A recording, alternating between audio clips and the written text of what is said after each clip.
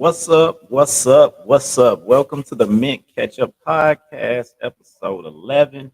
We're back in the building. It's been a little bit, took a little hiatus, you know what I mean? Seeing this guy right over here for a minute, you know what I mean? He was out there doing his thing. So, of course, you got your host, Lofton, aka Been Here for a Minute, aka Short and Long at the same time, aka I'm working on my muscles though. Then we got my man over here, Rajim, doing his daggone thing, Mr. Lover Man, Mr. Dark Poet, Mr. Put a Ring on It. What you been up to, dog? You know what I'm saying? You locked down now, Mr. Lockdown. Yeah, What's happening, man? Mr. Make It Happen. Look at that. Got the clink on. There you go. There you go. You know what I'm saying? Yeah, man. A lot of people couldn't believe it though, man. For real. Got you know what I'm saying? Hey, what Beyonce say? You should have put a ring on it. You know what I'm saying? Hey, you know what I'm saying? You gotta get somebody to take care of, you gotta take care of when you get old, you know what I'm saying? The grades come in, somebody gotta wheel you around, you know what I mean? Exactly, you know what I'm saying? It's like at some point in time, somebody will be like, hey, you're gonna be unmarketable. You know what I'm saying? Like what point in time, hey, look, at what point in time in your life do you become unmarketable? Hey, you know what I'm saying? It's like you gotta make sure you make the call before that happens. You know what I'm saying? You know what I'm saying? Be paying like, attention to the mirror. Exactly. You gotta make sure. You know what I'm saying? You know what I'm saying? You mess around and look, a Mercedes look real good when it's shined up on the floor. But when you get that 1967 with the rust on it, nobody want it. You know what I'm saying? Ain't enough work that the doctor can do to make it look right. You know what I mean? You know you gotta make sure you straight and get that lockdown before that happens. So it's great to have you back. Great to have you back, man. So good to be back, man. Been a minute since we had you on here. So I'm glad that you were able to, you know what I'm saying, we get the team, the originals back together doing the daggone thing. So of course, no doubt, man. We rock this out, you know what I'm saying? We gotta start it out, we begin, of course, as always, my favorite and yours, drink of the day. Right now, I'm keeping it very simple. I just got apple crown with a little Coke on it. You know what I'm saying? Okay. I'm just doing it. You know what I'm saying? I like a little apple in my Coke or a little dab of Coke in my little daggone apple crown. You know what I mean? So I'm just doing it simple like that today. What you doing? You going healthy or you living up to the hype? I'm going healthy right now. I'm still drinking water, man. Gotcha. You know what I'm saying? So, only because I'm trying to get like you, trying to get back right. You know what I'm saying? Take my water intake. Trying to get my water to intake. You know what I'm saying? Okay, I got you. I'm back in the gym now. Gotta hydrate the muscles. Exactly. Trying to make sure this diabetical stuff don't come back and bite me. You know what I'm saying? Hold on, hey. So just so you, I don't know if you see him, but we do got a guest today. So I'm gonna let you. We got he in the lobby look like. All right. Well, I'll go ahead and add him to the stream. So right now for this episode here, episode 11, we got a guest. Huey Rajim was my man to be able to bring him in. He's a pastor, he's a singer, as well as a dean education world that he's been doing. So we have our guest that'll be coming in here shortly. Claxton Middleton is his name, and he'll be coming in to join us as our guest today. We're going to try to learn about another professional doing big things. This time I'm going to be in the education, or just I'm going to be in the spiritual. And it's real I got a little voice on him, little tenourness, little, you know what I mean, going out there. A little Teddy Pendergrass. Yeah, a little Pendergrass, little loofah, you know what I mean? So it's always nothing wrong with that, having some star power. You know what I'm saying? Star power voices out here, doing their thing. So want to make sure that we introduce him right. So right now we're gonna bring to the stage Claxton Middle. There you go. Hey, welcome, sir. Welcome, sir. How you doing today? What's going on? All right. How y'all doing, man? I'm good, man. What's good? Man, everything is good. I'm running. I'm sweating and whatnot. Look like I was running from the police, but that wasn't what I was doing. Okay. All right, you know what I'm saying? Hey, hold up, you got your pastor towel? Yeah, You well, good yeah. to go? You know what I'm saying? Like, hold up, we got Listen, good shouting real put the quick. Bible around here somewhere. Bible around here somewhere. Go ahead and turn to Corinthians 5 and yeah, I got you know what I'm saying? I feel Yeah. What's happening? Hey man, it's great to meet you. Great to meet you. Twister said, "Let's turn to the Book of Wish." No, there we go. There we go. You know what I'm saying? Sister And the Jane, choir you looking good today. You know what I'm saying? Choir gotta back me up with a yeah. You know what I'm Come on, saying? man. Like, do Come the on, come thing. on. Say you're looking good today. Yeah. Sister Johnson. Well, look, man, Glad I literally just like ran into the house, man. I'm gonna shop my babies out before I do anything, man. All I am before anything, man. I'm a father. And my second born, man, just graduated from high school last week, and so he was having congrats. Evan Middleton, man, graduated magna cum laude, man. Had a 3.9999 something. And is a I never remember the name of this scholarship, the state of Florida. Bright Futures. He's a Bright Futures scholar in the state of Florida. So he graduated last week, and we had a dinner for him on this evening. So I forgot about the time difference, so I literally like just ran in the house. Hey, no problem. Congratulations. Hey, y'all got something in common because both of y'all second born graduated last week. That's all right. Okay. Well, congrats to you too then. Hey, I did my job, man. I did my job. So it's like, hey, he came out, he's alive, he educated, he graduated, and we about to move on to bigger and brighter things. So that's all we supposed to do. You know what I'm saying? On to the next thing, So it's all good. So congratulations, you know what I'm saying? Never want to hold you from that. Hey, that's way more important than coming on a podcast. Just slightly, but it's way more it's way more important. So I'm really glad that your son is able to do all that. You know what I'm saying? Once again, Black kids doing great things, going out there handling business. So that is fantastic. And we always supporting that. Always. And he graduated Kumo D. There you go. You know what I'm saying? He's like Kumo D. Add to the back, you know what I'm saying? Big gold chain, got a rocket. Yeah. Kumo D. He graduated Kumo. Hey man, my boys do it big. I am the father of three, man. My oldest, they're 20 months apart. They both go to the University of West Florida, and if you are from this area, then you know that is no small thing to say. The University of West Florida is not an easy place to go. They really challenge the minds of their students, and so I'm really proud of my boys where that's concerned. And then they got a little brother that's 14. So Ellison is going to West Florida Technical High School of Advanced Technology. All of them extra names used to be better known as Woodham. AKA Woodham. AKA Woodham. So I'm proud of my boys, man. My boys are doing big things. I can only take credit for how we gonna say it really nicely in this podcast world, the ejaculation. You said nicely. Oh, we going scientifically. All right, so all right. They do their swimmer. They have a great community, man, and I'm really proud of my boys, and they know their dad is crazy too. So you joined in the coitus.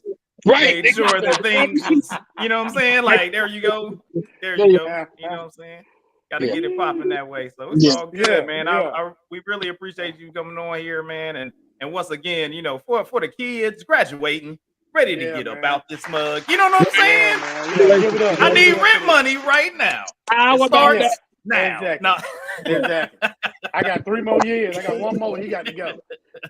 One more. He got to go. And then go live our best life. You know what I'm saying? There we go.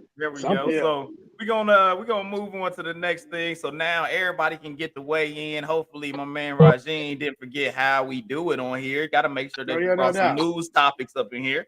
So no we're doubt, going on to the news of the week right now. So what you got for me, Rajeen? I mean, you should Man, have all type of news right now. Man, it's all kind of stuff going on, bro. Oh, so, yeah. you know what I'm saying? I kind of want to address these mass shootings. You know, that's shoot. the first thing. You know, and it's like, you know, the first mass shooting was considered a hate crime. And like I said, I totally agree that, you know what I'm saying? And, you know, unfortunately, the one that came behind that kind of overshadowed, you know, those 10 people. And then we had another one, you know, right after that. And I just kind of feel like, do y'all think that, or do y'all realize that when COVID was hot and heavy, wasn't nobody out doing mass killings? You know what I'm saying? Like so much, like before COVID, it was something we was worried about. And in 2 years of COVID, we didn't hear nothing about no mass shootings. So, you know what I'm saying? Why do y'all think now all of a sudden all these mass killers is coming out the house again? You know what I'm saying? It's crazy. Because people got to talk to each other. I really don't know. You know, because it's been a varying account of mass shootings. So you had an 18-year-old out there running up in the school, you know what I'm saying, and shooting up little kids. That's horrible. Then you had the racial joint that was out in Buffalo, right? When he went up into the grocery store and was just shooting black people. You know, you got, I'm thinking Philadelphia and Tennessee, there was like 30 people wounded and a few people killed this weekend. So, and I don't know what the variable in those situations were, but it just seems to be people got outside, man. They got outside and it was summertime and people was having fun and somebody wasn't. You know what I'm saying? Yeah. And they was just like, man, like, I'm mad. And they just decided they was going to shoot up people. Yeah, well, I'm going to give you this. I'm sorry. I didn't mean to step on you, man. I'm going to say. You're good. Yes, baby. Go ahead. The craziness about, your mass shootings. Yes, of course. There is that element of everybody was inside for 2 years, year and a half, 2 years, right? Everybody's getting outside now. But when you bottle up evil, when you bottle up wicked, when you bottle up hatred, when you bottle up all kinds of everything, that we want to rename it. We want to rename it these days. And I'm not going to say, I'm saying we, just as a general populace, and because I don't share this sentiment. They want to title it something. Oh, it's mental illness. Okay, indeed, it has an element of mental illness involved in it. However, and I'm going to my preacher here on this one. When you release perversion into the land, and you can't bottle it up because it's going to be in this land until this world ends, right? It's on me. It's on you. It's on every single one of us to train up our children in the way they should go, number one, and make sure that they know the kind of craziness that's going on. Make sure that we are vigilant where it comes to where they're going and what they're doing. Make sure that even when we're stuck inside and we bottle all of this good stuff up, see, at my mom and dad's house, there was no such thing as a locked door.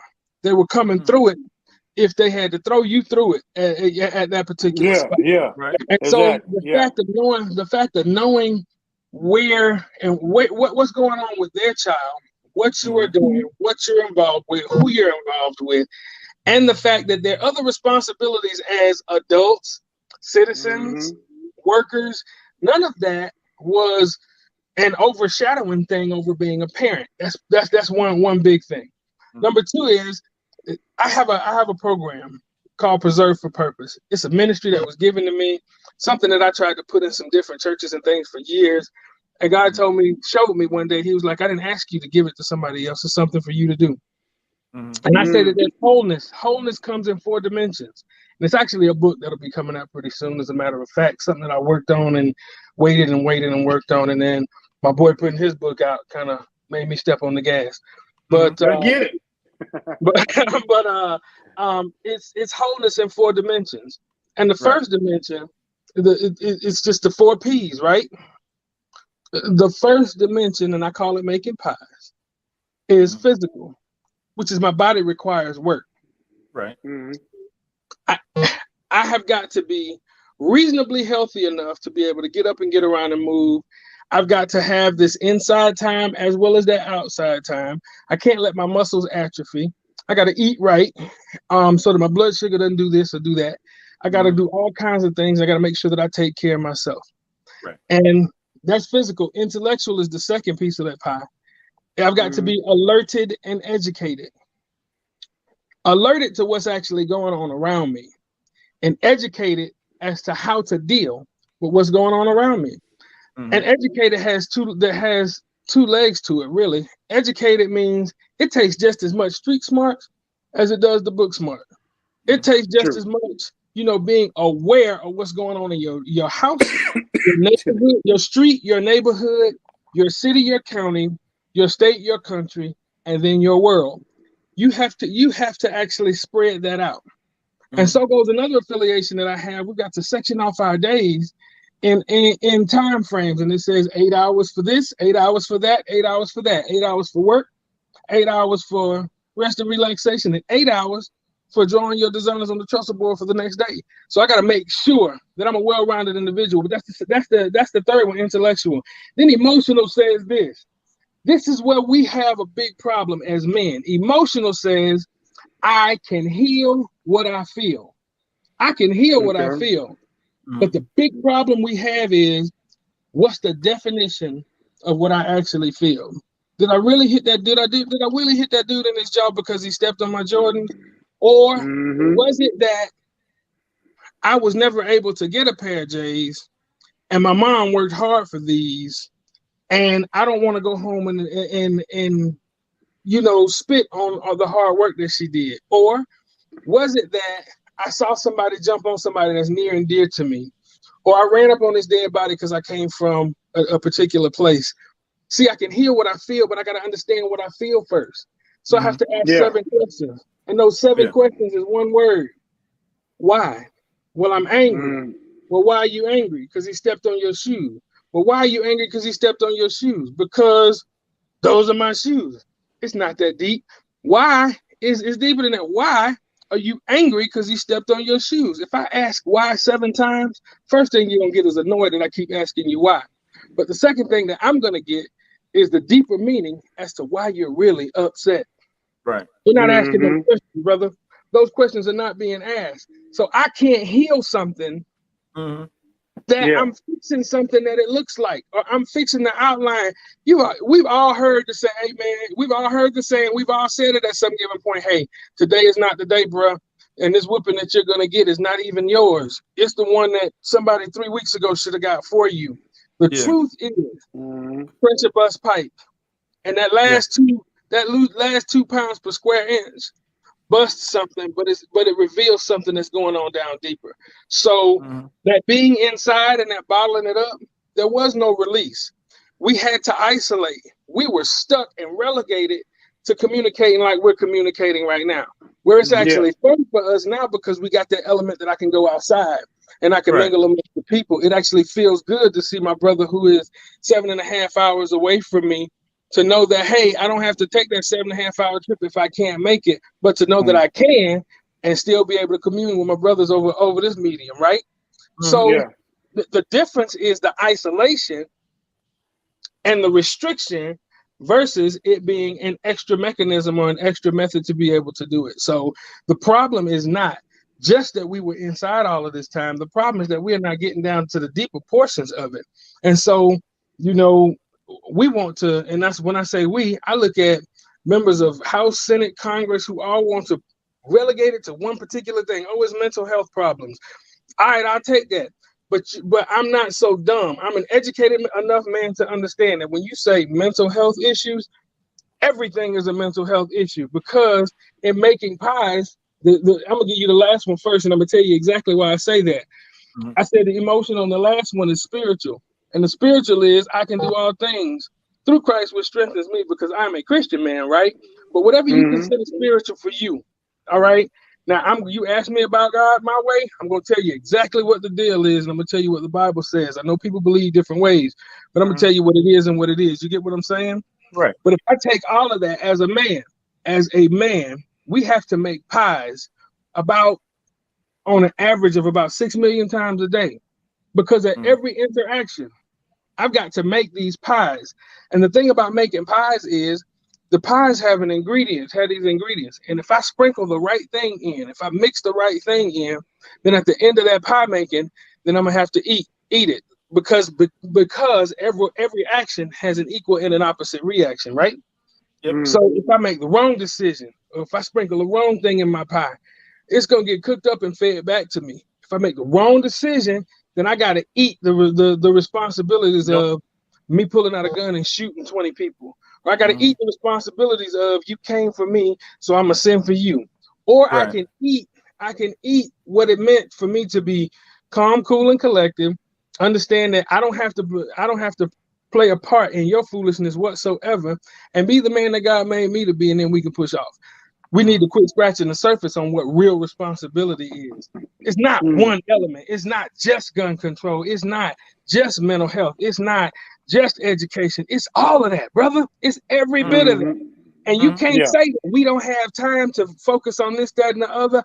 I be doggone, we have nothing but time to focus on it. You know why? Because we're breathing and we have to. And if you withdraw, take any one of those elements away, then you get somebody shooting up a school in Uvalde, Texas, or you get somebody going to the top of a building in Las Vegas and shooting into a concert with a bunch of grown folk, or you get some idiot on your block that's walking in the middle of the street looking for some confrontation. But if you take any element of that out, you have to make pies in everything that you do. Because if you don't, then you're gonna eat something that's really, really bad. Yep. Yeah, that's real talk. That's a good way to look at it. You know, it's one of those situations where, you know, I always look at, you know, to continue on the mass shooting world, on people's ways they want to fix the situation. You know, you got Ohio that decided that they're going to do the old teachers are going to be allowed to carry weapons within the school, and they have to have, you know, 24 hours of training. You know, do you look at, you know, because of course you talked about the mental health side is the argument that you have your right wing is talking about. You have the you know, let's confiscate all weapons is the left side talking about the thing. But in this particular situation, you're going like, okay, we're going to arm the teachers with training. And, you know, what do you think about that situation it's not solved. I mean, for me, it doesn't solve anything. All you did was go, what could that's like possibly putting a weapon amongst those that are less mature if something pops off. We saw many videos, and my son talked about, you know, they had IG pages of their particular high school and fights and things like that. So you can see all the videos of the fights that be happening in school and teachers coming in there and all that other stuff. And if you got, you know, hey, teachers, man, they be dealing with 40, 50 kids in a class. You don't know if one of them mugs is gonna snap. You know, so it's like that type of situation, especially if you got, you know, I look at it where you may have, I would say there's a good amount of people that may not have this mental illness from birth. They gain these steps in mental illness because they go through things. And it's like they get to that breaking point, like as you talked about, you know, the pressure bust pipes, and they get to that point. But they could also purchase all these weapons prior to them getting to that point. They could just be a weapon enthusiast. They could just be a teacher that's having, you know, hey man, I just started as a teacher. I want to make sure I'm protected. And they haven't gone through the years and issues and a divorce, or, you know, all those type of things that can build on that pipe. And now you're going, hey, we're gonna go ahead and throw the weapon in there. You know what I'm saying? And hopefully they, you know, nothing tragic happens in that aspect. Like, so what do you think about, you know, Ohio's governor and the way that he's going about that right now? I'm gonna be real with you. First of all, kids is bad as hell these days. Just gonna put that out there. You know what I'm saying? Kids is bad as, and these kids bad as hell. And just watching how a lot of these kids react to authority and teachers you know, you see the fights online. You see these kids. I had a friend of mine that was a teacher, and I guarantee you, this lady told me on multiple occasions she had a concussion. I'm like, how was your day? Oh, I got a concussion today because I got caught in a fight. Dang. You know, and you got to understand. I look at it like this, you know, and it's just me speaking from my point of view. It's only so many times I'm gonna let your kid hit me before I punch his ass or knock his ass out. Period. You know what I'm saying? It's only so many times your kid can put their hands on me. You know what I'm saying? Or push me or pump me. You know what I'm saying? Because a lot of these teachers get pumped because they can't do nothing. Mm-hmm. But like I said, then you give teachers weapons. You know what I'm saying? The weapons are put there because in case of a mass shooting, they can protect or whatever. But a lot of this, I think a lot of that situation will bring an issue when it's not a mass shooting situation. Like a lot of them teachers, imagine if a teacher get involved in a fight and get pushed on the ground or get punched or whatever, and they finally decide to lose it. Yeah. Then they pop the hole in your damn kid ass because your kid don't know how to act. Yeah. So and I think it, like I said, it starts from, people forget, it starts from home. You know what I'm saying? Mm-hmm. It's like, and I know a lot of these kids, you can tell you can talk to these kids to their head turn blue, and you know, but at the same time, the difference between that is that your kids knows the limit. You know what I'm saying? Even if your kid got a mouth on them and they go to school, they know damn well that when they get home, it's gonna be a problem. You would hope. Yeah, you would hope. Because some kids don't have to worry about that. Some kids be like, I'm gonna do what I want to do. I go home, if she say something, I'm gonna cuss her ass out too. You know, but I think a big problem we have right now, and for everybody on this panel, is a good thing, is that a lot of times there's not a positive role model in the house, and there's not a male authority. You know what I'm saying? Because what happens is a lot of times these young men, they start smelling themselves, and they start trying their mama. You know, because they might be bigger than their mama, or they might think their mama's soft, blah blah blah, and they start trying their mama. You know, and I mean, if they got the right mama, it's a problem. It's not a problem, but you know what I'm saying. Just you get to a point where the mom gets tired. You know what I'm saying? Mothers get tired. They raising kids, and they get tired. You know what I'm saying? So they tired of telling you the same thing over and over again, or you know, it's hard for a woman. And I'm not saying this in any particular way because I don't want nobody to feel some type of way about it. But it's hard for a woman to raise a man if she don't know how to be a man. You know what I'm saying? And a woman can raise a kid. Don't get me wrong. A woman can raise a young man to be a young adult. But it's hard to teach a man how to be a man if you're not a man. You know what I'm saying? That's like me trying to teach you how to be a heart surgeon if I'm a mechanic. You know what I'm saying? I can't teach you how to be a heart surgeon because I've never been a heart surgeon. You know what I'm saying? So, and I'm not saying that women don't, because women do an outstanding job of raising kids. Don't get me wrong. You know, I guess my point is a lot of men are not stepping up and being the fathers they should be, and then these kids, they run rampant. You know what I'm saying? So they go to school, and you know the consequences are not as harsh in certain situations as they would be if, like for instance, you know, I'm pretty sure y'all two, if your son went to school and acted up, he got to deal with one of y'all. You know what I'm saying? When he get home, he got to deal with dad. Period. As soon as he get home, your wife is like, "Hey, handle that." You know what I'm saying? Because she know, as a disciplinarian in the house, you need to handle that.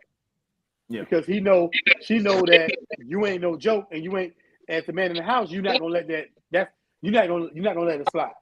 Right. You know what I'm saying? So back to the main point for me, you know, we have to teach our kids how to go somewhere and how to act. You know what I'm saying? Like go to school and know how to act. You know, go to a job and know how to act. You know, I'm teaching my 15-year-old right now about how employment works. And if you don't do your job when you go to work, you're not gonna get paid. You're gonna lose your job. You're not gonna keep a job. You know, but we have to instill that stuff in our young men as young adults, and even for the young women, had to teach our young women how to be young women in public, behind closed doors, or whatever. You know, because we don't want teachers to shoot our kids.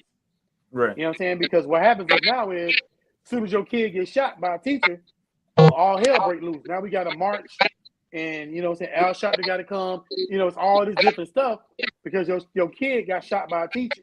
You talking about fat Al Sharpton or skinny Al Sharpton? Skinny, the one, look neck. Hey, let me tell y'all. First of all, Al Sharpton. I don't know. Fat Al Sharpton used to get down. You know what I mean? Look neck. First of all, let me say this. Let me go ahead and put this out. Shameless plug, first of all, and then proud to be. Shout out the Phi Beta Sigma Fraternity Incorporated, and specifically the Alpha Alpha Theta Sigma chapter in Pensacola, Florida. I am the current president of the chapter. Don't be talking about no about to step on us? What are we about to do? Hold up. Man. You got to get the wide angle. You about to do it up? That's what it is. Because y'all get ready to man, because you got a little neck. Show? You can't get mad because you can't wear a turn neck. Do a step show. Like, I am not. He mad because Al Sharpton can't wear a turtleneck. That ain't my fault. That shit be loose as hell. Like, nigga, why your turtleneck so loose? First, listen, let me tell y'all something.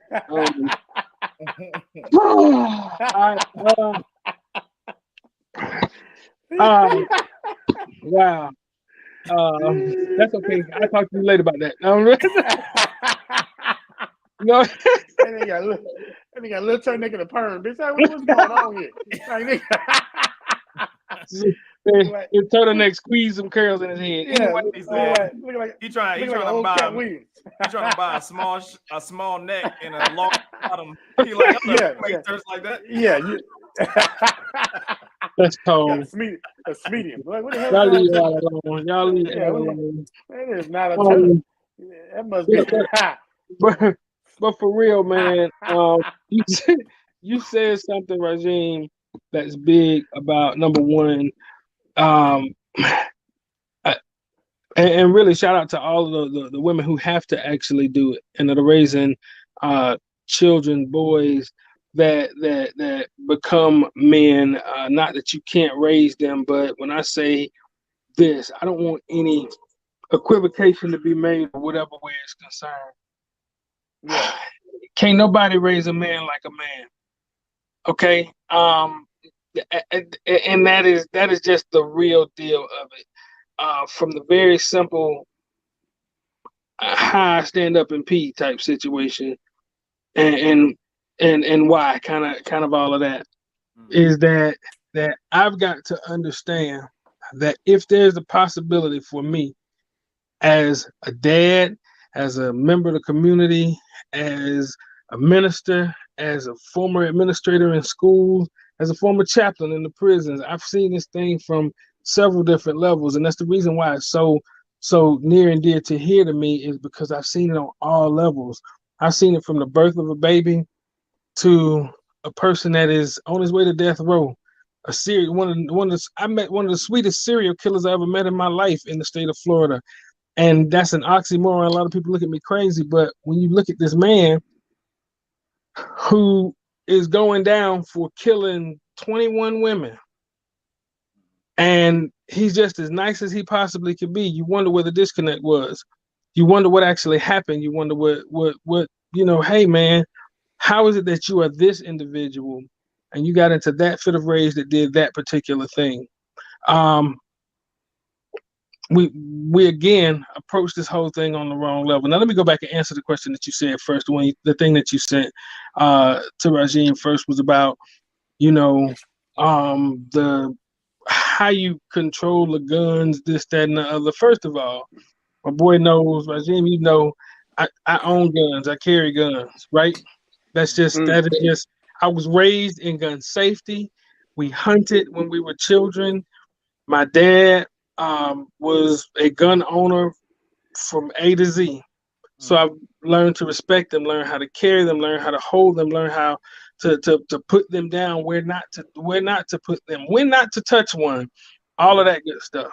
And I've also learned the responsibility of anytime that you make the decision to put however many pounds of pressure that you put on that trigger, what's coming out the other end is detrimental to something or somebody.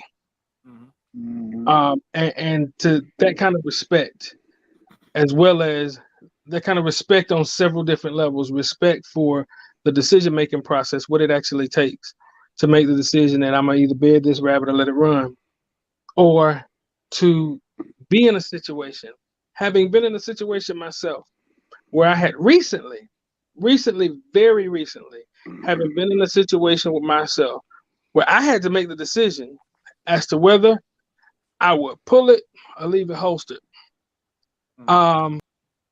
Man tried to rob me at a gas station. Had a machete in his hand or in his backpack and looked at me. It was my decision that I had to make. Split second, I had to make those pies again, right? That says whether or not I'm going to pull this thing and use it, or whether I have other tools on board to make this situation come out differently. Right. Now, by and large, in this day and age, oh, he got a machete, I'm gonna pull the chopper. That's what you're gonna hear from the streets, right? Yeah, but it's a completely different thing when you're in that particular position and predicament. And so that's why when people say mental health, you have to be mentally stable enough to understand that there is a consequence. Stand your ground or not. You're making a decision as to whether you're going to hurt or critically injure someone, and whether it's even necessary in that particular spot. So I've got to actually take a look at it and say, when they say this gun lobby and raising the age from 18 to 21, okay, I agree with that in some cases, but I'm also telling you that from a child, from the time that I could actually hold up a 410, I had a 410, single shot 410 that we walked through the woods with. And when my brothers and them had a 12 gauge and they could shoot that, my dad would let me shoot that 410 until I got old enough and strong enough to hold a 12 gauge. And then everybody stood back the first time I shot the 12 gauge to watch it knock me on my you-know-what. You get what I'm saying? Right. But then it knocking me on my you-know-what gave me the respect of actually holding it the way Daddy said hold it, aiming the way he said aim it, and to decide to shoot or to not to shoot or not to shoot based on that whooping that it gave me one time. See, we don't have, but what we don't have is the time for it to give persons and people a whooping one time when they're actually aiming them at people the first time that they use them or see them. Right. So that the mental health aspect of it means that I've got to build the health mentally into the younger generation so that they could be considered mentally healthy. Right, and then I'm going to tell you something this, just in case y'all didn't know, the mental health claim does not work for those who are as melanated as the three of us on this particular podcast. So we got to understand, that mental health thing is not retro for all of us. Okay? It is there and able to be used by people who decide to drop their son off in the middle of a situation with an assault rifle and walk down the street and let him go home. And y'all can think what y'all want to about me, but that's some garbage. Right. Yeah. I mean, it's, you talk about being able to have, or you having your father, pretty much having that influence as a weapon safety and all that stuff from the get-go. Like in my situation, I didn't pick up a weapon and fire it until I joined the military. Right. Weapons wasn't in my house, wasn't a thing that I did. Even at this point, being in the Army, Rajine's probably shot tons of stuff. I've been around tanks. I've shot mortars. I've shot 50 cals, freaking grenade launchers, like AT-4s. I've shot more stuff than probably most people. That's like, hey, I'm going out and shooting, deer. Yeah. But it's not like, and of course the safety piece and all the other good stuff, all about that and everything like that. But it's never been a thing that I enjoyed. It wasn't like a joy that I've had. You know what I'm saying? It was, it was just never in that aspect. So, you had a special, you had a scenario that was very beneficial for you because they gave you that respect. It gave you that ideas and rules that had been in place by saying your parents on the way that you did those things. But I think a lot of the people that's out here doing these is very much like, I ain't touched these things. I've been fantasizing about. You know what I'm saying? Like it's a fantasy for a lot of these people. And it's like, oh, I'm fantasizing about this. I don't have access, or the access I do have is not about going out and hunting and utilizing it the way that forefathers or those that what I'm saying want to go out and shoot some turkeys or whatever. They're not doing that. They're in their room fantasizing about coming around corners, the video game, not necessarily a video game, but they're just fantasizing about those type, being a superhero, being that hero guy. You know what I'm saying? That it's like, oh, I'm watching this movie, like that's dope. He looks cool, and they're feeling that vibe. You know what I'm saying? And it's like, it's not necessarily where they're going out and, hey man, I hunt with this, and I'm bringing home meals and we cooking stuff. And like you're learning the other parts of not just the shot, but you're also learning, hey, I gotta clean this and I gotta. So all those things are a part of the whole process, which makes the shooting is very small. You know what I'm saying? The other parts are the longer part of shooting, or the hunt. You know what I mean? So standing there in the stand for a freaking 8 hours, and then you shoot it, that takes about 2 seconds. And then you got to drag it, and you got to dress it, and all the other crap is like the rest of your day. So it's like the process of shooting is only minute. So the shooting or the firing of the weapon isn't the most important of that situation. You know what I'm saying? And then, you got other people that are looking at the firing and the shooting is the most important of the situation. And they're fantasizing about that. That could be something that people are doing, And even that aspect of, okay, like you said, this shooting is a very, very, very minute piece to that. What about that day that, and people really just don't, a lot of folks that don't get this, that there are days that you go out and you sit in that stand or you trek through these woods all day long, 6-7 hours, and you come across nothing. The day that you never do fire around at all. Right. And like so kind of to get to my point with that, it's just like, it's not the responsibility, the planning beforehand, the responsibility, the decision to make as to whether or not to fire in whatever particular situation, and then what comes after that, the carry home, the cleanup, and before we can ever get to sitting down at the table and doing anything. Right. You said something else earlier that kind of on a different little tilt there is, you said about, so a lot of the ways that, for instance, Ohio and other places are combating this is they're saying, hey, let's throw a weapon in the hand of a teacher. Here's the danger. Here's what's dangerous to that. Going back to hold that moment about you making the decision as to whether you're going to shoot or not.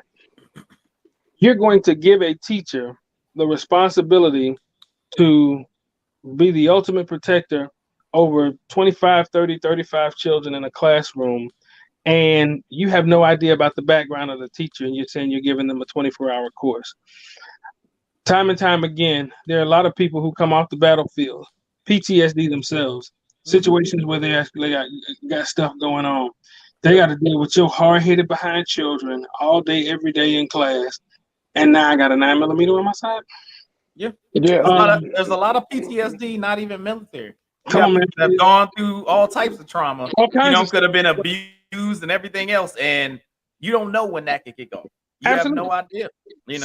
So 24 hours of training, you're gonna put a 9mm on the side, and you expecting him to be the savior of the classroom. Where's my super suit? What in the world are you doing? Like what exactly are you doing? I love me some Frozone, baby.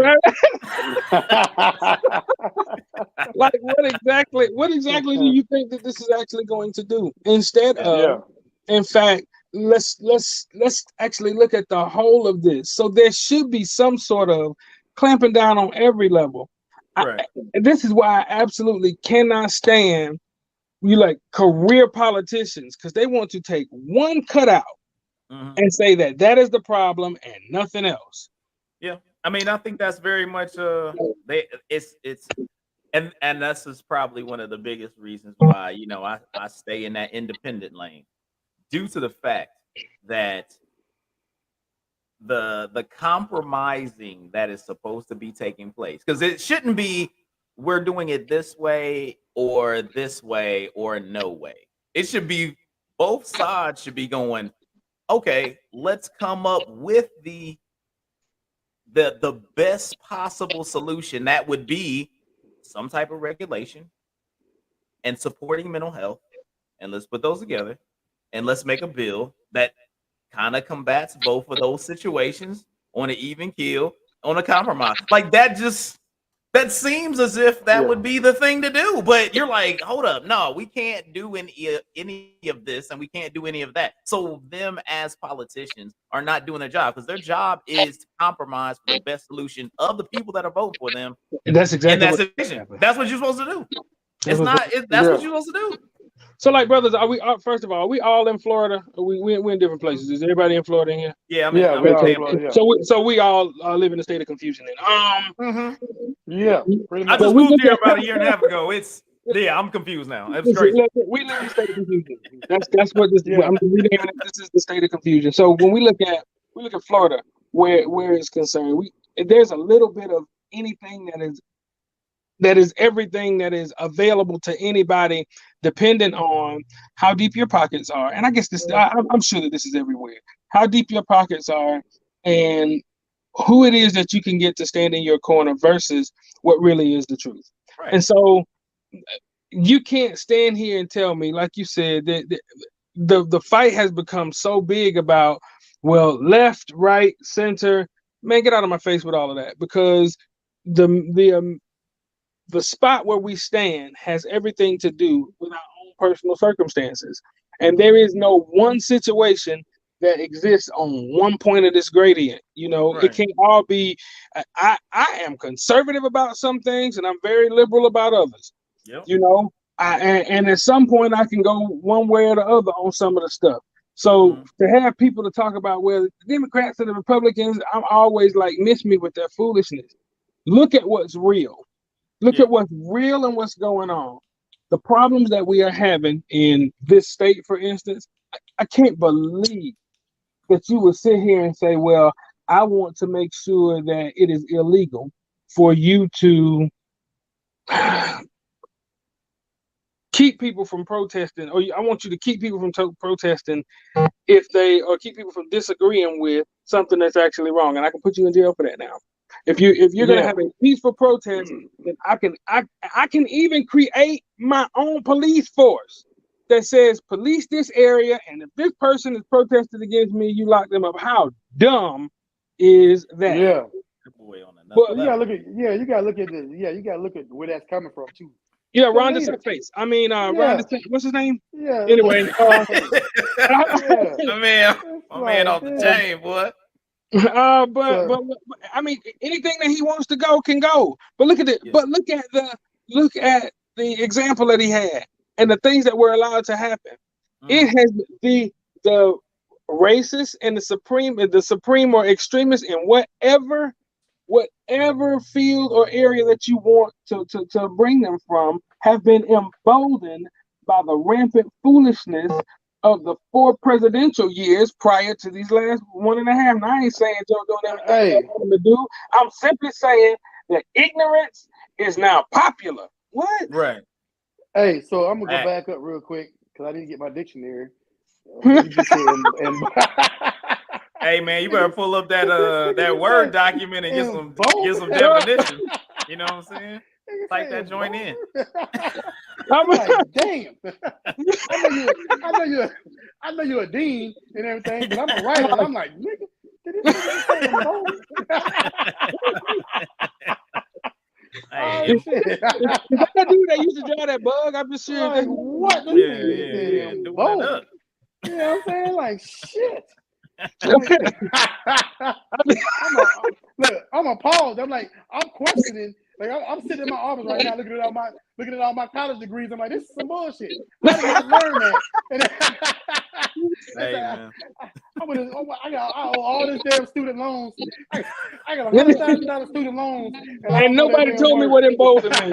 Yeah, hey. That's unfortunate. That's some bullshit. I feel deprived right now. I'm like, shit. I'm gonna call my damn counselor. Hey, I didn't talk to you. Didn't know what the fucking emboldenment mean. But yeah, man. I mean, that is I think that's gonna be a topic for forever. You know, it just seems like something that people don't want to really fix due to the fact that, like we said, they're not the politicians, the ones that can make those moves aren't coming together to actually make a law or a bill that covers both sides. They're only covering one side or the other because they don't want to seem as if they're being weak. But if that same dude in Ohio was like, hey, you know what we want to do? We want to, add a few days to being able to get a weapon, as well as institute in Ohio schools a mental health practitioner that'll be in there, and you'd be like, wow, look, you kind of hitting both sides, so somebody can kind of like be around to understand and blah blah blah, and then also we give an extra day just to make sure, or you could also do it, because I have a guy that works in the police department down here in Florida, and he talked about, hey, well, you want to have people have a little more time, and he doesn't mind, but he's like, well, what about that situation if you have a woman that's in an abusive relationship, calls the police, person goes to jail, police are like, yo, this dude is really violent, but there's only so much we can do based on what we arrested the guy on, and he's going to be loose again. The best way to be able to protect yourself is to go get a weapon. And you're like, well, if I got to wait a couple days, he's going to be out in 24 hours. How you going to protect yourself? I'll be like, guess what? If the police can write you a daggone note signed off, boom, you can get your weapon quicker due to the fact that the police are giving you. Like, there's fixes for these things that could be those ones and twos that you could actually have those things done. But people don't want to sit down, think it out, and actually make the situation better. It's all about, hey, I just want to have people, rally behind me, If I look at laws and make laws actually work together, just like you were saying, if you've got someone who is massively abusive to a spouse or a girlfriend or whatever, and we had a situation, unfortunately, kind of like this in Pensacola recently, that touches pretty much everybody that I know. Pensacola is a small place, and we all knew these people. But the point is this: if I can, number one, if my law is made such that my hold time when you go to jail for domestic violence, that you cannot bond out within the next 2 hours, which will give the person that you've abused the time to make some proper arrangements. If I know that time frame is 72 hours, and it takes just 72 hours for me to actually get a background check done for me to actually be able to purchase a weapon, I can change a law a little bit, that I can add a day to that, or I can make that there be a special circumstance in some ways for this person to be able to get some way and somewhere to protect themselves. Right. So that means I need to add another day to you actually being in jail for this lady. Then that's fine with me. Right. That's fine with me. And that seems like a simple. But you know what? Because you're a Democrat, I'm a Republican, then we refuse to actually sit down and have that conversation. But in actuality, see, the three of us can sit down and have this conversation. Makes plenty of sense, right? Yeah. Because we don't have a political or a monetary dog in this hunt. And that's really the whole deal. The only thing that people, the quote unquote powers that be want, they want to put a Band-Aid on the left side of it to the point to where they can kick the can down the road, as they say politically, or pass the buck to the next person that actually has to deal with it.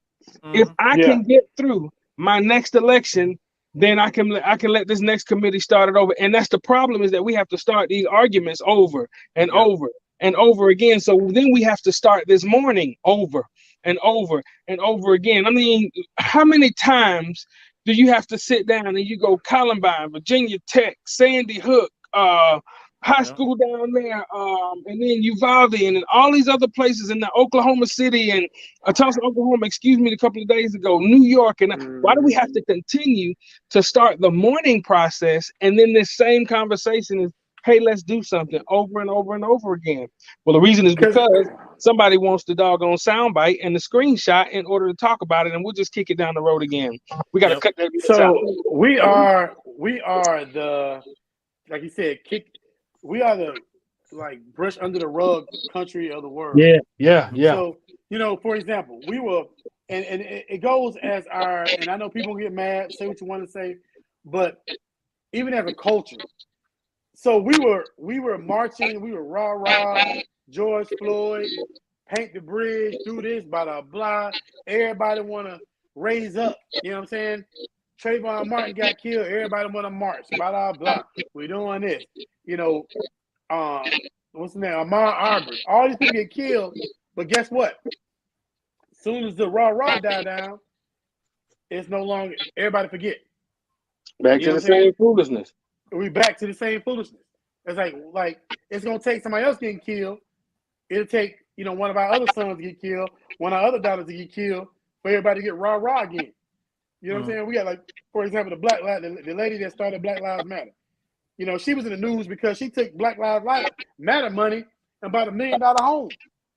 You know what I'm saying? It's like, where are we? When does this become a lifestyle and not a chapter? You get what I'm saying? It's like we gonna buy our own cities and we gonna buy our own banks and we only gonna buy black. We bought black for 1 month. You know what I'm saying? And it's like we stopped doing all this stuff when the rah die down. You know what I'm saying? And we don't continue to, because the movement only moves so far. Or when the anniversary comes back, then you want to remember this, that, and the other. So much so exactly that I mean, a lot of people are angry about this. I don't like it either. For instance, Walmart put out a Juneteenth ice cream. Come on, dog.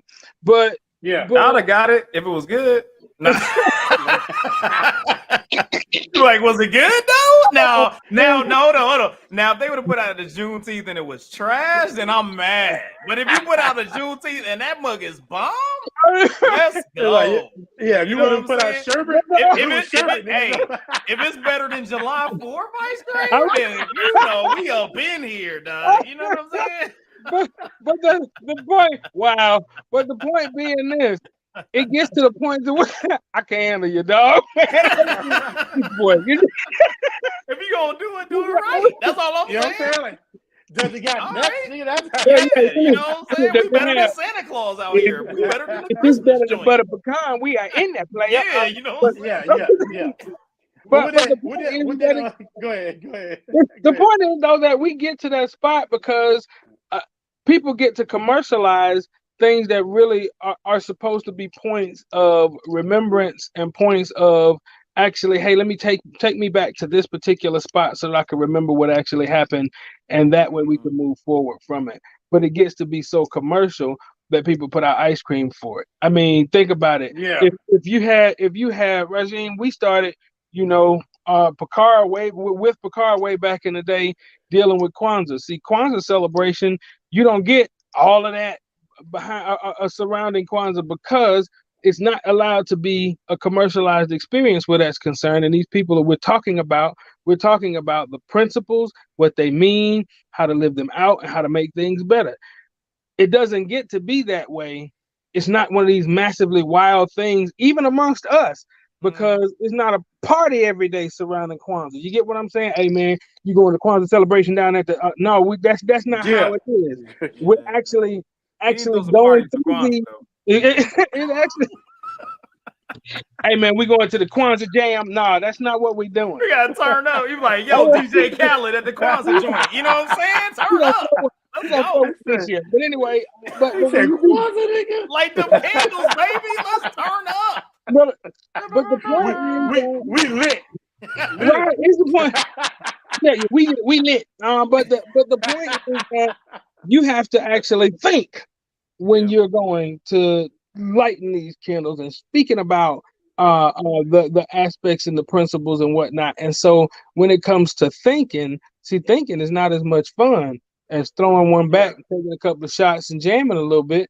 Because when you don't have to think, then you walk outside the club and somebody stepped on your shoes and talked about your mama, you pull your pistol on them. And then we back at this conversation again. He was like, you ain't see what the old said in there. You know that he was lighting the first candle. Like, what's up, man? Why you stepping on my J's? Huh? Candle one ass nigga. Spare you, demon. Spare you, demon. Day one lighting ass. Hey, but that's the thing. We have to address like the elephant in the room as black people. Like we don't address the elephant in the room. Is it like, elephant? We can't get it's the elephant in the room. So we can't listen. Look, I'm gonna be real with it. I know people get mad. Say what you want to say if you're watching this, whatever. You know what I'm saying? Kill yourself. What I'm saying to you is like you can't say subscribe first though. You know what I'm saying? You can't get mad, right? You can't get mad because George Floyd got killed. You know what I'm saying? I'm mad because I'm a father, right?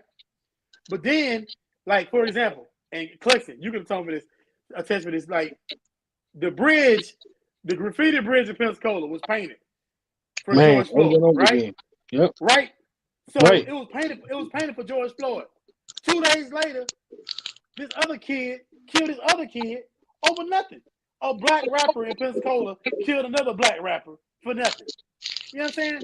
That's hypocrite to the, you know what I'm saying, the highest degree. You can't get mad because a white man or a police officer killed your son if you don't get mad if a black kid killed your son. You know what I'm saying? Yeah. So we have to be like, if somebody killed my son, no matter what, I don't care if it was Suzanne Summers or Cat Williams. I'm pissed. You know what I'm saying? I'm hurt. Why you had to? Never mind. Go ahead. Three's Company was up in there, took him out. I was thinking the whitest person. That's the whitest person I can think of. Why you messing with Chrissy, man? From that is the whitest person I can think of. Look, I can tell you right now. I never in the history of this podcast thought Suzanne Summers' name would show up. You did it, baby. You did it. Hey, she's the whitest person I can think of at the time. You the grandchild. You on your way. Suzanne Summers, dog. Woo. You know what I'm saying? I had to think the whitest person and the blackest person. I can think Cat Williams. You know what I'm saying? Cat Williams is not the blackest. That was awesome. Not color-wise. No, did you say the black? About the whitest? If you had said the whitest and the crackest, then you could have said Cat Williams. My bad. You ain't getting no tickets. You ain't getting no tickets when you're famous. He gonna be like, listen, hey, that one dude. Cat, I was joking. Listen, don't get on stage. I was just bush. He said that one dude you had on the show, he ain't getting no tickets. He ain't getting no tickets. Doesn't matter. I love you. Doesn't matter. I love Cat Williams. Although his last stand-up, he kind of fell out. I saw before that concert, the World War III. I saw that here in Tampa. Yeah, and it wasn't the same joke. So it was. Yeah, it was kind of a new show when I got to see it. So the joke. The Netflix version kind of. I was disappointed a little bit. I'm like, okay. You know what I'm saying? He's still funny. He's still funny. You know what I'm saying? I still love Cat Williams. You know what I'm saying? But hey, I need you to come with it. Eric, I love Cat. I love Cat, but yeah, the what I've seen of it, I'm like, hey. I mean, Cat got his own perspective on a lot of things. You kind of gotta just go in there and say, all right, well, you talking what you talk. Let's see, you know what I'm saying? He doing his thing, I mean, me and my wife went to a Godfrey show, and I was like, all right, that's different. I was like, okay, all right. Well, you doing? I ain't gonna. You ain't getting no standing ovation from me or nothing. But I mean, I can't see that being funny. You know what I'm saying? I can't see that being funny at all. Yeah, it had interesting tones on there. Actually, the dude before him had me. Hey, bro, No. We done went over an hour on news of the week. I know. I'm trying to like that's all that we got is that one newscast because I'm like we gotta keep it moving. You know what I'm saying? Y'all, we was getting too deep. You know what I'm saying? In this situation. Hey. No, it's all good. It's all. Hey, if we can talk about a subject for that long period of time, it was a good thing. You know, hopefully we was able to give some people some information, different ways to think about things, different perspectives. So I just want to I gotta do my little tidbit. Did a little time. You know what I'm saying? I had to make a little all the little freaking PowerPoint slide and all that other stuff I did. So I'm about to go over here and throw this thing up. You know what I'm saying? I done did some things. We got the music of the daggone week that's popping off right now. So there was some good music that came out over the week. They was doing well. So this for the June 3rd time frame. Of course, since we was out of the loop a little bit, you know what I'm saying? There's some music that passes by a little bit. So we aren't able to talk about those. But right here, we got some different types of music out here. Like I said, we got Lost Souls album. We got Metropolitan. We got You Can't Kill Me, Saturn Child, Haiti Baby, story of EGOT, 12 Karat, Toothache, Get Used to It, and No Rights. Good times. All those albums came out right now. Post Malone, out of all those, was really the one that I seen that was doing pretty decent. As I listened to, you got One Right Now and Cooped Up was kind of the ones that was doing it. I don't know. This week there wasn't a big roll of songs and albums that really gripped my soul, other than those that were got the good production like Post Malone with the big money and whatnot. So there wasn't a ton that I could go with on those. But in the previous weeks, you know what I'm saying? Like you wasn't here for it, but that Pusha T and that daggone Kendrick boy. That Kendrick was daggone doing the business. So you know what I mean? So those were things that really pushed up. But everybody, Mint Ketchup selections, check out that Post Malone. There's also, go back in the video and check it out with all the other acts that were going on right there. And see if there's something in there that you like. Let us know in the comments if there's something that we should really touch on and try to do a little bit more with. All right, gentlemen. We are back in the business. So, we do a little interview portion. I mean, you kind of displayed in an introduction a little bit about, what you do and what you're into, but we want to dive a little bit deeper, not too long. Like I said, we already an hour in this, we done got busy. But I wanted to see, like, what got you, what was a turning point, or was it something that came from when you were young that got you into the ministry? Well, to be honest with you, it was something from when I was young. Okay. It wasn't really, to be honest with you, was not really something that I desired to do. I might as well call me a preacher's kid. My grandfather, from who I'm named after, mad respect, and I miss my granddaddy, Reverend Hugo Clexton Middleton. I was named after him. My name is Clexton Jerome Middleton. Founded the church, Free Will Primitive Baptist Church here in Pensacola, Florida. So he was a Primitive Baptist elder. And I loved the church when I was a child, man. I was the one that got ready and was ready to go. And my parents had to get ready to go. And it was just people. You was the only kid doing that. No, man, listen.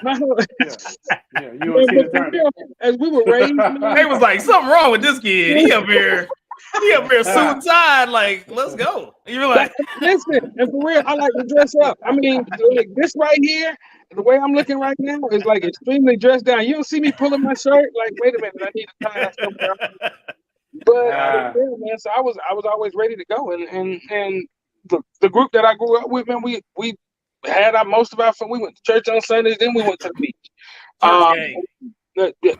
Exactly. So that's what it was, man. And people from around me when I was a kid, it was like, hey, man, this guy's got something for you. And I was like, man, I hope he give it to me soon because the brother need a couple dollars. But that wasn't what they were talking about. Right. Yeah. Yeah, And y'all got so something I got for something. what? Can he ship it to me immediately, or can I get a Yeah. direct deposit? But Is it Yeah, going in the account, please? yeah. But as I grew older, man, and I'm gonna tell you, when I accepted my calling, um, it I literally felt one day I was driving on my way to my dad's house, man. I was driving, had some heavy stuff on me, man. And after I got to a certain place in my ride, and I was praying, I was like, Lord, I just need you to lift this from me. And it felt like he lifted the whole car off of me, man. I literally felt lighter. Mm-hmm. And I've been running like that ever since. And then the thing that actually went on into it deeper, man, was there's a couple of occasions on this short 48 years of mine that I should have been dead, man. And I mean, gone dead. And I've seen some things that only miracles actually do. And so I've been, from that point, that's why my ministry is called Preserve for Purpose. I'm gonna send you a picture of my logo in a little while, Preserve, because I've been preserved for a purpose. And that's the whole thing, is finding what you were made for and then living in that. And when you live in that thing, then you have a much more rewarding life. And that's pretty much it. That's where it came from. Hey, that's good stuff right there. That's good stuff. I know, Huey had let me know. Sorry to ask back-to-back questions, but you had let me know that you being in the educational field as well. Like, how important is that education piece? I mean, you talked about your son, saying graduation and being what do you say, Kumo D? You know what I'm saying? The whole situation, you know what I mean? So he represented Kumo D, you know what I'm saying? No Kangos, because they beefing with LL, you know what I mean? Whatever. He's doing his thing. You know what I'm saying? Wild Wild West. Yeah, you know what it is. So but like how did you really get into that aspect of your career? Well, I'm the son of a dad who was a very intelligent individual, man. My dad remembered numbers and all this kind of stuff, and he actually challenged you to think in everything that he said. And I learned, my dad was a retired drill instructor, Army drill instructor, so he had that mentality as well as a thinker. And man, it was like that. And so um, he questioned everything, and it was just a love of knowledge that I have. And as I grew up and went through all of that good stuff, you put yourself in a different position by knowing what's going on around you. And that's kind of where alerted and educated comes from in Preserve for Purpose too.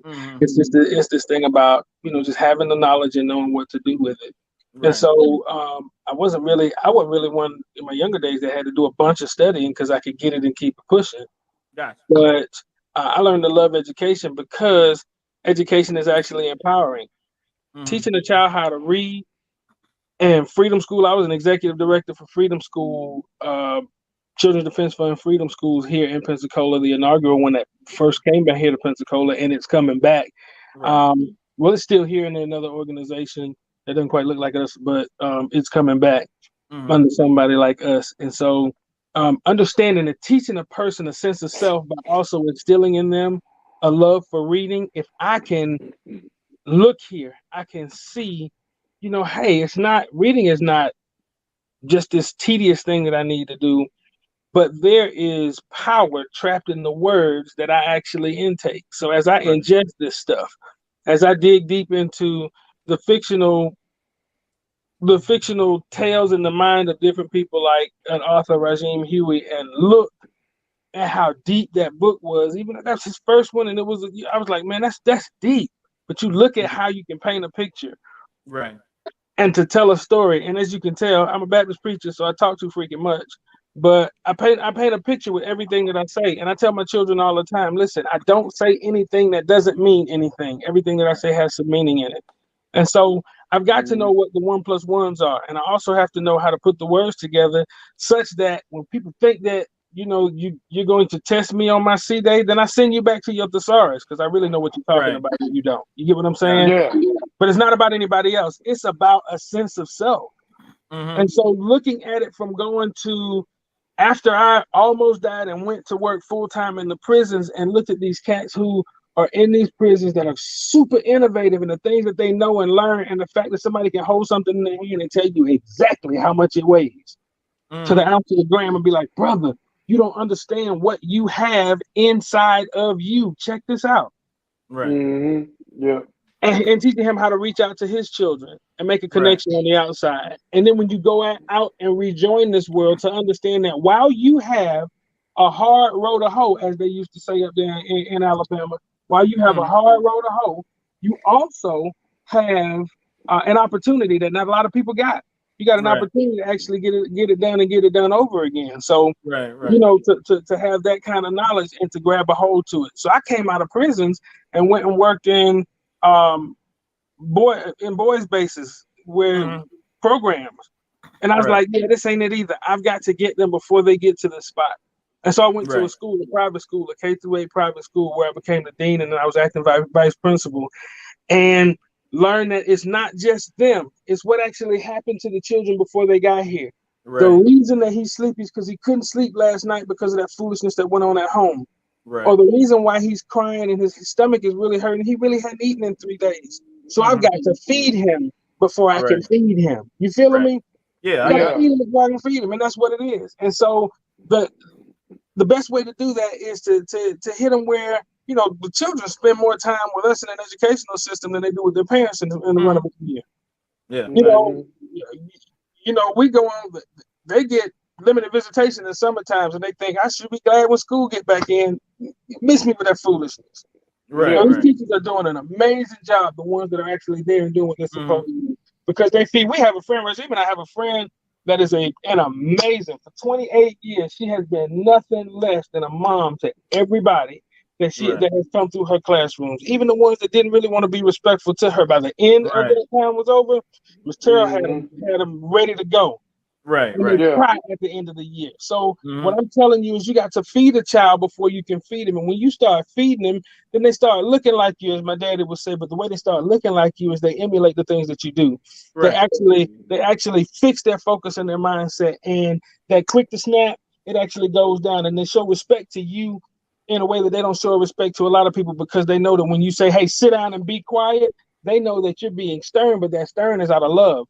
And that love is going to carry them from a spot to another. And just that second that they were silent, they picked up on something that will resonate with them in 15 to 20 years, so that when they have to make these pies in a particular spot and somebody's actually speaking to them on a job where they would have, as my grandmama would say, haul off and slap somebody, they stepped it back and did what they were supposed to do and keep it going. So that's why education is most important. And when you stop learning, please know that you're dying. When you stop learning, go ahead and lay down and put your hands over you. Let somebody go ahead and pronounce you dead, because it's over at that point. If you say learning is over, go to sleep and stay there. If you ain't getting better, you're getting worse. How about that? That's all you is deteriorating. You know what I'm saying? Like, you just deteriorate. Understandable. Anything you got, you?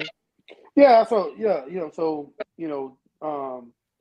Clex and I have been friends for years, like since we were maybe 13, 14 years old. You know, and I know he's come a long way in his life, and he's been through some obstacles or whatever. But so I guess my question for you is, you've mentored a lot of young men in your life, but as a boy dad of 3 boys, what is the hardest obstacles for you to get?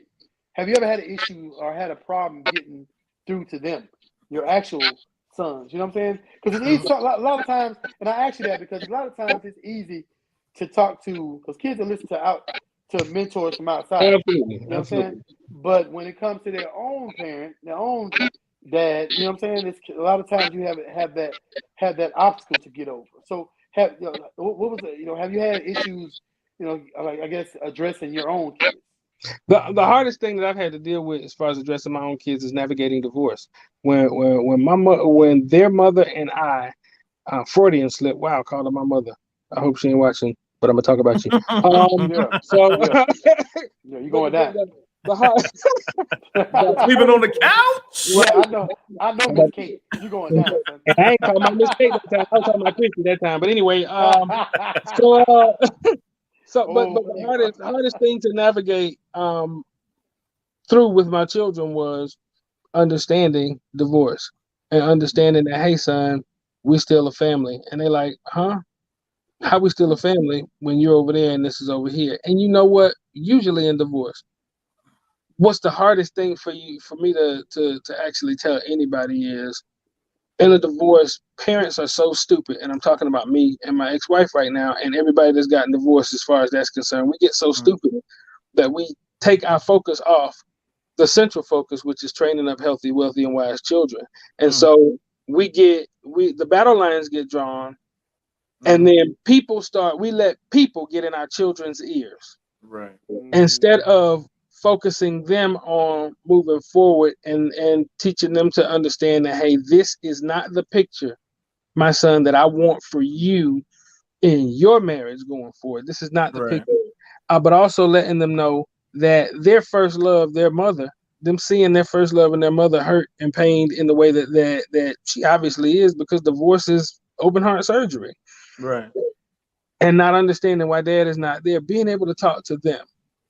That is a central focal point, I believe, of all of our enemy, Satan, if you want to call him that, the devil, if you want to call him that, Beelzebub, but our enemy, that particular spot is usually where our boys get attacked big time in male-female relations because of the way mom and dad communicate with each other.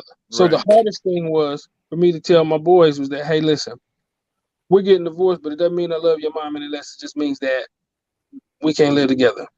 Right. And the question is like, well, why? Especially with this one that just graduated. Man, we just finished talking about the fact that he will keep you honest, man. He puts it down and you have to actually explain it to him. And he actually has those kinds of conversations with you. So it was a tough thing. And it's a thing that where you hate to, as a dad, you hate to have those points to where your relationship is strained and you feel distant from your son, because the whole deal is, I've always taught my children that no matter what, and in whatever situation, you can actually speak to me. You can talk to me about it all, and not only that, I expect for you to. But when you get to those spots to where they are open to listening to other people, and sometimes folks put things in your seed's ear that is not commensurate to their success, that's hard, brother. That's hard. And so that outside influence, if you're not right there and being able to kind of guide it, you know what I'm saying? You want to, what I've learned is, I like to, I'll sit there and talk and it's about the forward thinking of the planning and why this decision is a good decision and thinking where things can go and go from there. But also being able to see, allowing them to grow and prosper without you being there, because then it also shows them in certain situations like you can make the right decision. And they come back and say, hey, I did this, and you be like, man, that's fantastic. Like I know that was hard, or that had to be a difficult decision, or I'm saying that was, you overcame something that was difficult in, for anybody, for any kid to be able to make that decision and say, hey, I'm not going ride with these dudes because they out here doing this, and I'm gonna come home. You know what I'm saying? They'd be like, oh man, I'm so glad that you made that decision to, to come home, because this and this and this could have happened. And them being able to go like, yo, that's a good decision. Not, I didn't go hang with the homies, or I wasn't on the block, or whatever. Like, no, that's a good decision, because now you go back to school and you find out what happened that night.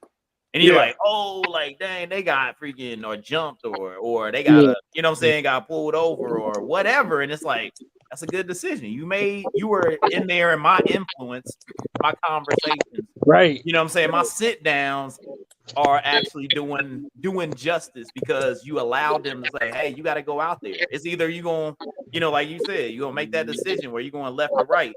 And either you're gonna learn from the words, which will point you in the right direction, or you gotta learn from the thorn hitting you in the bottom side. You know what I'm saying? And you figure out like, hey, what kind of kids you got? Are they able to be the ones that say, hey man, I learned from the other dude. I seen him across the street. I ain't trying to be like them because they were there doing dumb stuff. They smoking up or whatever, and they getting arrested. I'm gonna learn from them. Or I gotta go sit on that corner and then get arrested and be like, oh man, I ain't gonna do that again. You know what I'm saying? Like, you gotta figure out which road they want to take. You know what I'm saying? And you know what? That whole thing where I ended up having to that was a fear for me. Going back to exactly my point when I came in there was that was a fear for me, was that, okay, I'm not at this point, I'm not right there right now. I'm giving them advice from a distance until our relationship was able to come around and be a whole relationship again.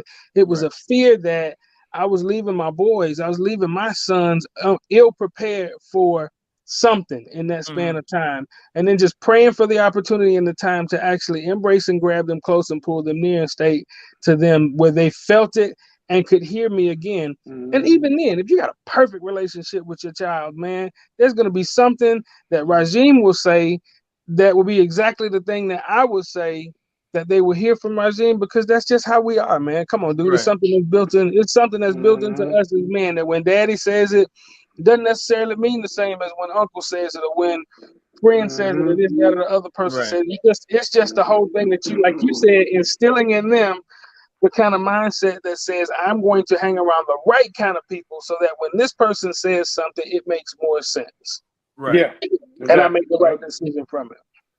Yep. For sure.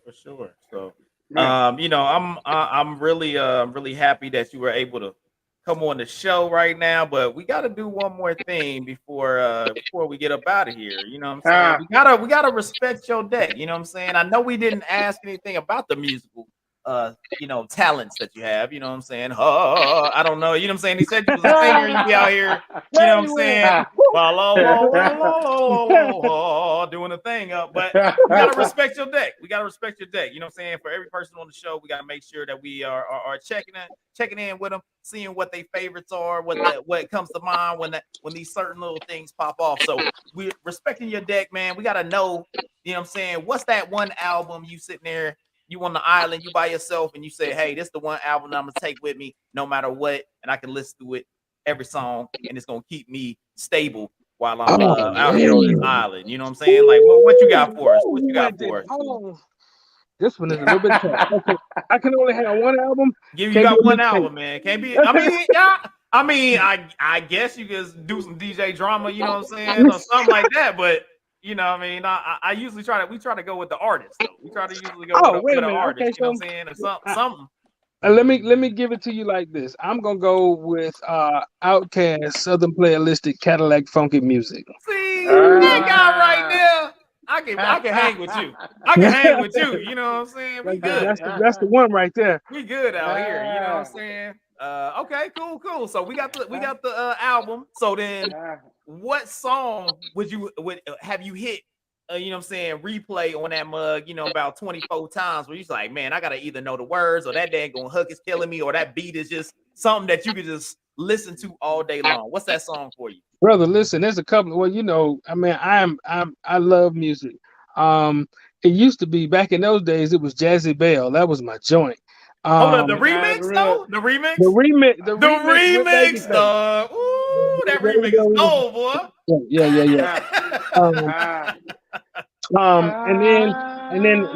Exactly. Yeah, that remix hard, boy. Move on to when I was a grown man. It was us in 8701. I'm just gonna give y'all that for a minute. Okay. Yeah, I got you. He was out there in them clubs getting right. And then right. In this club. And then I would say anything Prince, man. Anything Prince. Okay. All right. Got you. I feel you. Legendary. I feel you on that. Let me see if you know this song, because if you don't know this song, you are not truly a Prince fan. Hey man, don't get us out here where you singing so good that they out here trying to take I'm some not money even from gonna us sing or something. Like, okay, cool. I thought you was about to bring out the vocals and you be out here, they be like charging that. I don't have nothing to drink right now. My throat is a little dry. We'll hit y'all with some music later on. But yeah, a little parched. The Universal Spiritual Fellowship by Prince. Universal. Was that even when he was Prince? Oh, he was Prince. Was he the simple? Was he Prince or was he a simple? He was Prince. Was that with the new generation? Listen, that came around the time of my tape, for real. When he said, if I never held a hand, it was only because I needed time before I could be your man. Man, listen, he called this woman friend, lover, sister, mother, and wife in that song. It's called Universal Spiritual Fellowship. Okay, because my Prince go-to song is International Love. That's my jam. International Love was the joint. Man. But a door will shut everything down. And he said, oh yeah. He said, let me take you around the world. You got Spirit Airlines, bitch. I don't have no frequent flyer miles. Hey, so listen. Hey, hold on, we do got one more though. Go ahead. We got one more, man. So what's that artist? What's that artist? If you could take that catalog with you, and you're gonna sit on the beach and just be like, hey, I gotta ride out with this, you know what I'm saying, waiting on Captain Jack Sparrow to come save the day or something. You know what I'm saying? Well, it's like what? Hey man, he just won. He got that money though. He did. You know what I'm saying? He got that money. Hey, somebody take a crap in your bed, you win money. You win a little bit of anything. So what's that artist that you taking that catalog with you? You know, if I'm going to take a catalog of an artist, that artist is actually going to be oh man, I just missed him. Actually, Al Green. Okay, all right then. Oh yeah, don't be out there so chilling. Right. I mean, you know, right. They're hanging out. Exactly. Because like you got some Al Green though. Al Green said, let's just be glad we had this time. He got cognac on that beach. There's some cognac on that beach. But you get Reverend Al and then you get Al. You understand what I'm saying? You gonna go to church? You gonna make sure you at church on Sunday? On Sunday, you like absolutely. That's how it's gotta go. That's definitely how it's gotta go. Oh shoot. Hey, that's good stuff, man. So hey, I agree. Southern Playalistic is the album. I'm feeling you on that. I'm Outcast. That's my joint right there to the day I die. Then you got songs. You had some Prince in there. Real Jezebel remix. I agree with that. And artists, we had Al Green, aka also Reverend Al. So not just Al, but Reverend Al. Yeah. Not Reverend Al in totality. Yeah. Say this with me. Say Rev Al, not Reverend. Rev Al. The scope. You know what I'm saying? The full scope of Al. He's still trying to figure out how to mend a broken heart. Like mine. He went to Jesus. Yeah. He said, I've been trying to find it. Yeah. Hey, I'm gonna keep it real with you. Somebody poke grits on you'll go to Jesus too. Yeah, you poke grits on you. That may do it. Look at you like that may do it. On your back. Yeah, you post some that's going. He's like, I feel like Jesus got me. Yeah. No more. Yeah. Come on, man. He said, took him to the cross with it. Grip on the back. Hey, can you imagine how, man? Hey, grits though? I'd be mad that we're wasting grits. You ever got popped with one grit? one grit is pretty hard. One grit. You imagine a whole pot of grits?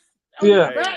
How big was the family too? That could have been a lot of grits, dog. You say some stuff that'll make people think that you're rather unholy. I'm not gonna say anything. He wasn't reverend. He wasn't reverend yet, was he? He wasn't reverend yet, so he could have said it. He got instantly commissioned. He's not commissioned. That's funny.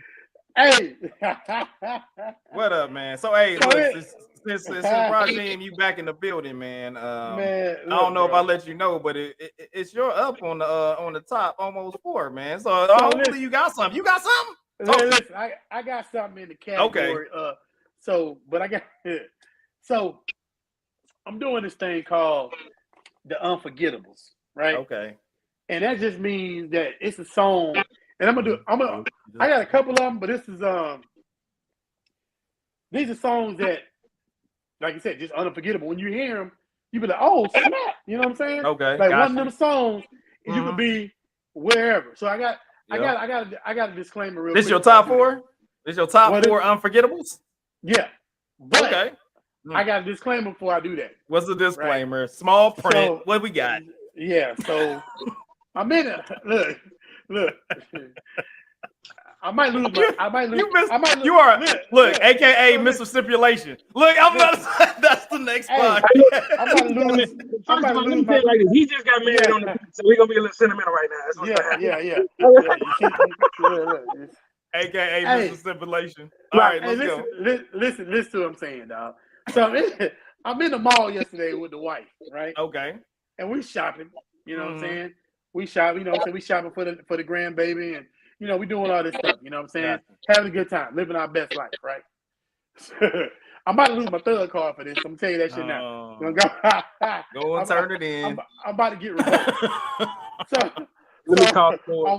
I'm walking around the Macy's, right? So the music on the radio going off, and it's Taylor Swift, "Shake It Off," and I'm like, oh. So I'm like, oh. He said, "Turn up."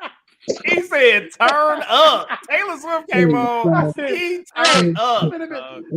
I say, look, I've been a bit time. I stayed out too late. Hold up. Was you also in the women's shoe section too? No, we was actually in the linen department. I'm in that big jam. Like I'm ready. Look, I'm pulling in some random white lady. I'm like, I got you. I'm ready to get on the phone with the players board and let them know they gotta get the win. Oh, gotta go. Yeah. So I had to put it out Taylor Swift, though? I was straight jamming, dog. Hey, you can't tell me that when you hear "Shake It Off," you into the jam. Are you putting this? No, hold up. Based on what you're saying, are you putting "Shake It Off" on the? No, it's okay. Because I thought where the story was going, I was about to be like, you done took this podcast on a whole nother. So I like to call that my department store jam. I'm gonna put it out there. All right. You know what I'm saying? So everybody got a department store jam. You done jamming some shit that you ain't told nobody you jam to in the department store. You know then you shouldn't have told nobody. You should have kept that off the podcast. Hey, look. Hey, look. The pillow talk, that's between you and your wife. You shouldn't be telling us about You shouldn't be telling us about that. Look, I don't care. He said, "I'm good now." He ain't gotta press nobody. You ain't gotta press nobody. I got you. She was jamming with me. We in that bitch. I stayed up too late. And that's what people say.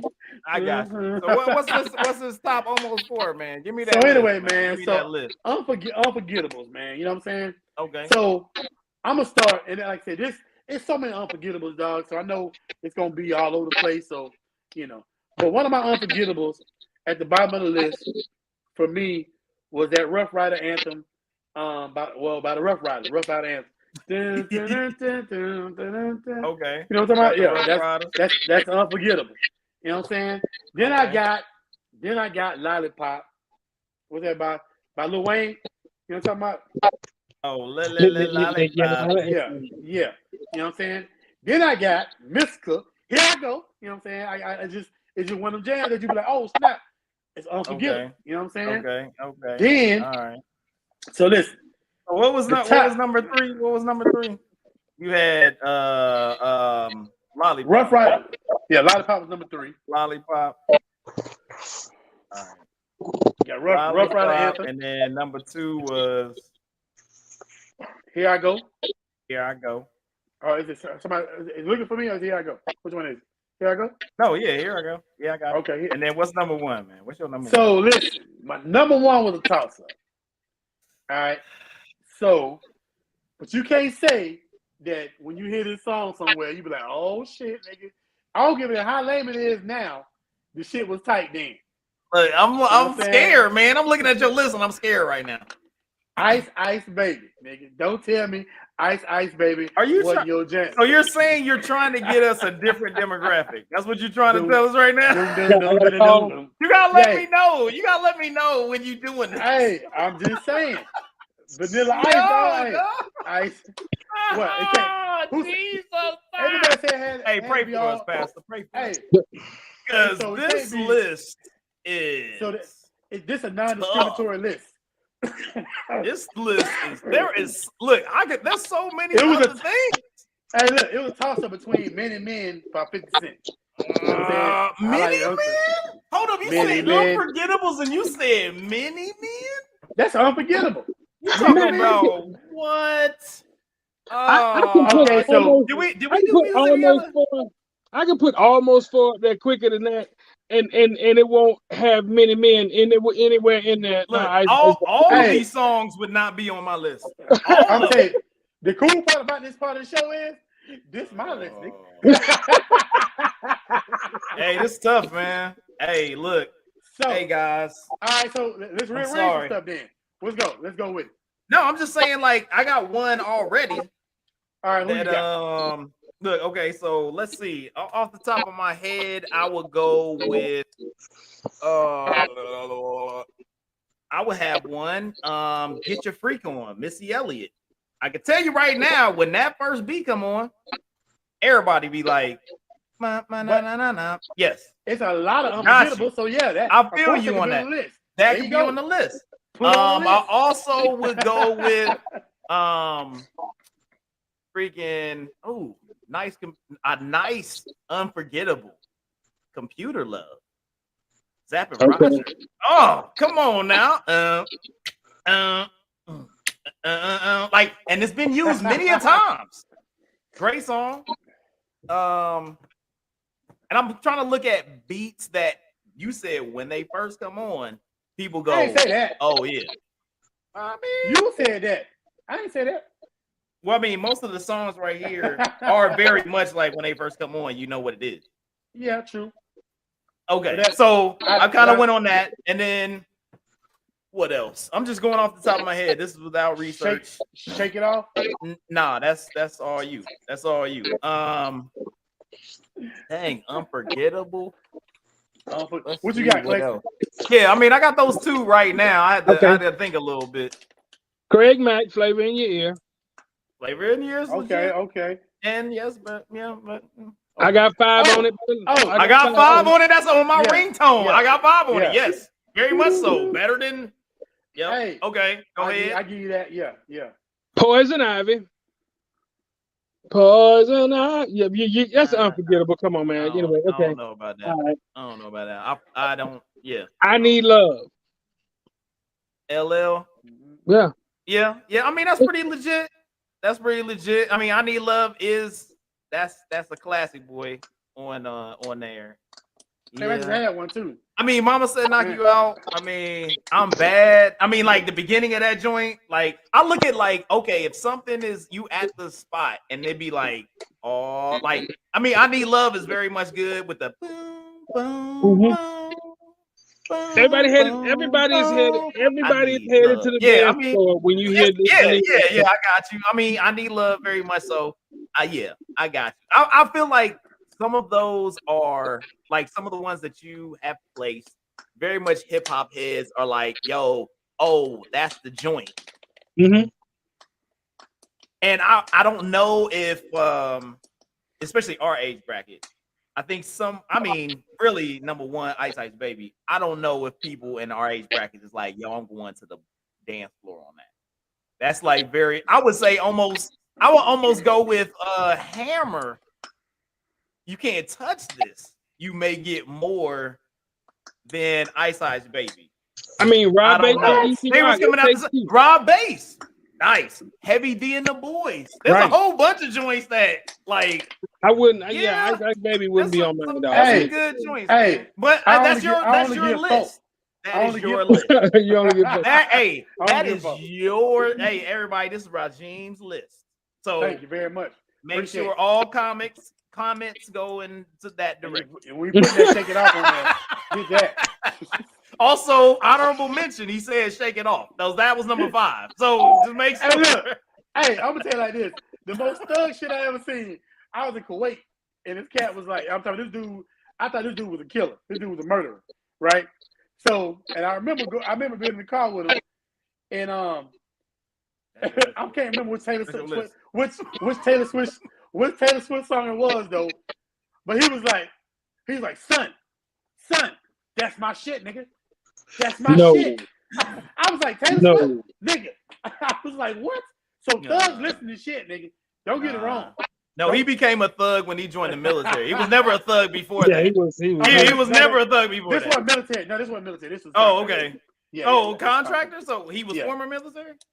Probably. You know what I'm saying? Yeah. So that's what I'm saying. You can't be mad at man who's like Taylor Swift. Taylor Swift a thug. You don't know that shit. I mean, you can't get mad. That is a disqualifying factor. I'm just saying. You know what I'm saying? Nigga, you literally just said. Look. I'm gonna tell you that 2 out of 3 black men say that is a disqualifying factor. So I'm sorry. We can put that. We can put that as a percentage up on the commercial. You know what I'm right there. Hey, Boom. Taylor Swift got cardigans, nigga.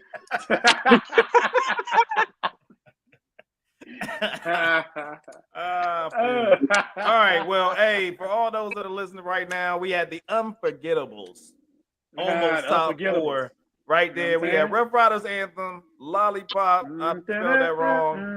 Here I Go by Mr. Cal, and Ice Ice Baby was number 1. So hey, you know what I'm saying? Hey, put your top 4 unforgettables, the ones that's gonna make you run to the dance floor as soon as you hear it. As soon as you hear that first note, you like, oh, that's my joint. You know what I'm saying? So make sure. I mean, hey, my number 1, I love me some Missy. So that Get Your Freak On, that beat come on, and it's that's it right there. That's that joint. You know what I'm saying? Timberland beat. Hey, another Timberland. Love that Timberland, dog. Timberland be killing. Timberland. So but. Oh wait! Just Timberlake. What song is that? My Love. Yeah, that's it. Yeah, that's it. Yeah, I know. I know the Timberland beats, man. I know you. It's like I know the Timberland beats. But all right, man. Well, hey, it's been a great broadcast. No doubt. It's been great to be back. We got Rajim back in the building, the streets. We was all up in the burbs the whole time. You know what I'm saying? I was holding it down. I was doing what I could. You know what I'm saying? We was missing all the, you know what I'm saying, Taylor Swift commentary. We was missing all the Taylor Swift. I mean, I didn't know that I was the most thug dude on this. Yeah. Taylor Swift. But even, hey, you know what I'm saying? He was doing his thing. Put your hands in the I didn't know I was holding it down. The burbs has turned into the most gangster spot. So, everybody in the burbs represent. Hey, we really appreciate you coming on, Claxton Middleton, coming on, joining us, giving Middleton. It's on there, Middleton. It's on there. I wrote it on there. So I really appreciate. I know Rajim really appreciate you coming on, joining us on the podcast, giving us some wisdom. Look out for your book. What's your book gonna be called when you get it out? Preserve for Purpose. It's gonna be named for the ministry, man. So Preserve for Purpose. So be on the lookout for Preserve for Purpose coming in the future. Also, I mean, you know, Rajim got out here. He got his book. Coma. Yeah, y'all go pick up Coma. It's still out there. Coma. Hold up. You know what I mean? Coma Part 2's coming. You know what I'm saying? So he's working on that right now.